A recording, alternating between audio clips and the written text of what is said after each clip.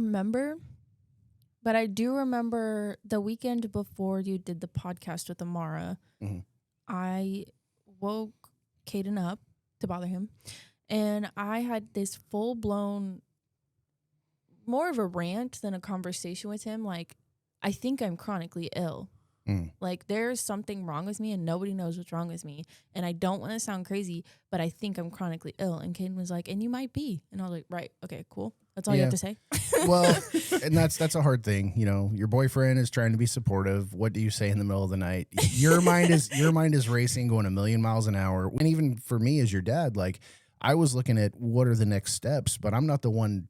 You're my daughter dealing with it, and I care very much about you, but it's still not me directly dealing with it, you know? So you were going through a lot. That was my question to you as a father. When did you decide and say, okay, enough is enough. We need to stop and completely figure this out? Dude, I mean, that happened a long time ago, but we did everything. We did everything. And that's what I'm saying is having my 20-year-old daughter get a colonoscopy, that's not something a 20-year-old should go through, right? I mean, that alone, I was like, I was praying because that's how we found Becca's cancer, right? And I would never put that out there. I didn't think that was an issue with you. Right. But I was praying, like physically praying, you know, because that's how everything started with her mom. Better safe than sorry. Right. So she had the colonoscopy, and then I was happy because everything came back normal, but she still had the problems. So it's like everything is checking out. Like her blood work is good.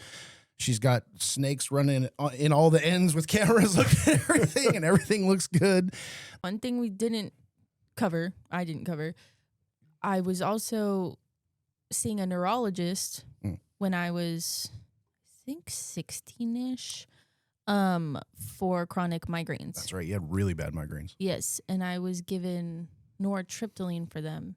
And these, and so again, fast forwarding to right before we kind of discovered this, we're at a dead end. We don't know what to do next. We're thinking about paying out of pocket for this allergy test. We do the podcast with Amara. You and I both are sitting here with, you know, alarm bells and light bulbs and lightning going off in our heads, right? She just went off from stuff from A to Z. She did, and I'm glad she did. I'm glad she was very open and honest because she had no idea that I had a daughter that was dealing with that, you know? No, so. didn't have a clue. And then we was like, okay. Right. We thought we were interviewing her just about the pageantry stuff.